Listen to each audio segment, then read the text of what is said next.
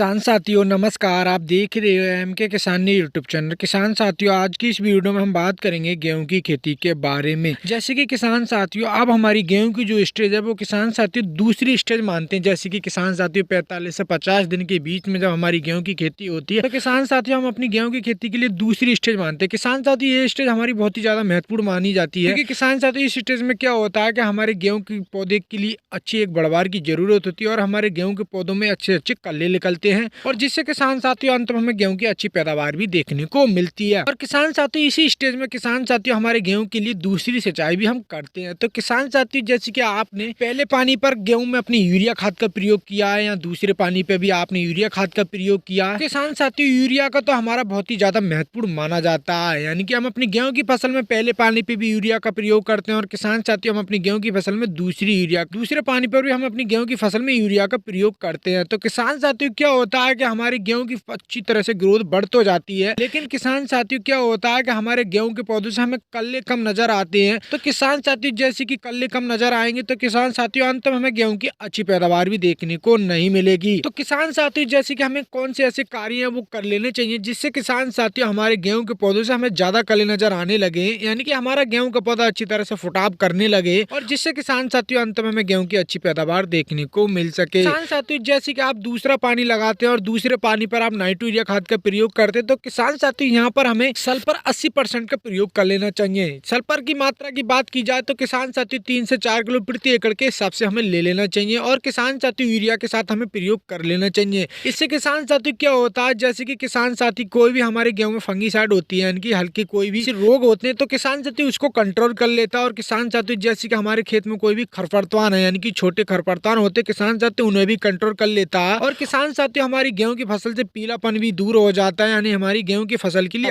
हरा भरा रखता है और किसान साथियों हमारे गेहूं के पौधों की ग्रोथ भी अच्छी तरीके से बढ़ जाती है और किसान साथियों हमारे कल्लों की संख्या भी बढ़ जाती है। अगर किसान साथियों आपके गेहूं की पौधों की ग्रोथ अच्छी तरीके से नहीं बढ़ती है और किसान साथियों आपके गेहूं का पौधा फिर भी अच्छी तरह से फुटाव नहीं लेता तो किसान साथियों एक फार्मूला आपके लिए हम बताएंगे। किसान साथियों जैसे कि आपकी गेहूं की फसल 40 से 45 दिन की हो जाए या किसान साथियों 40 से 50 दिन के बीच में हो तो किसान साथियों आपके लिए वो कार्य कर लेना चाहिए। जैसे कि किसान साथियों हमारी एक एनपीके 1919 आती है किसान साथियों, उसे हम 1 किलो प्रति एकड़ के हिसाब से ले लेते हैं और किसान साथियों क्या होता है हमारे गेहूं के पौधों की ग्रोथ तो अच्छी तरीके से बढ़ती है, क्योंकि किसान साथियों हमारी एनपीके 1919 में क्या होता है हमारी 19% नाइट्रोजन होती है और 19% फास्फोरस होती है और 19% हमारी पोटास होती है। किसान साथियों हमारे पौधे के लिए एक अच्छी मजबूती प्रदान हो जाती है और किसान साथियों हमारा गेहूं का पौधा अच्छी तरह से ग्रोथ करना लगता है, यानी कि हमारे गेहूं के पौधों की अच्छी तरीके से बढ़वार होती है। और किसान साथियों सबसे महत्व बात तो ये है किसान साथियों हमारे गेहूं के पौधों से हमें ज्यादा कले नजर आने लगते हैं। तो किसान साथियों जो हम एनपीके 1919 लेंगे तो किसान साथियों हमें प्रयोग कब करना है, जैसे कि किसान साथियों हमें दूसरी सिंचाई करने से कम 4 से 5 दिन बाद ही हम प्रयोग करें, क्योंकि किसान साथियों इसका रिजल्ट हमें तभी अच्छा देखने को मिलेगा। अगर किसान साथियों हम सिंचाई से पहले कर लेते हैं, सिंचाई के टाइम ही करते तो किसान साथियों इसका रिजल्ट हमें अच्छा देखने को नहीं मिलता है। तो किसान साथियों हमें सिंचाई से 4 से 5 ही दिन बाद प्रयोग करना है। तो किसान साथियों हमें 1 किलो प्रति एकड़ के हिसाब से 150 लीटर पानी का घोल बनाकर 1 एकड़ की गेहूं की फसल में स्प्रे के रूप में प्रयोग कर लेते हो, तो जिससे किसान साथियों हमारे गेहूं के पौधों की ग्रोथ भी अच्छी तरीके से बढ़ जाती है और किसान साथियों हमारे गेहूं के पौधों से हमें ज्यादा कल नजर आने लगते हैं और हमारे पौधे के लिए एक अच्छी मजबूती प्रदान हो जाती है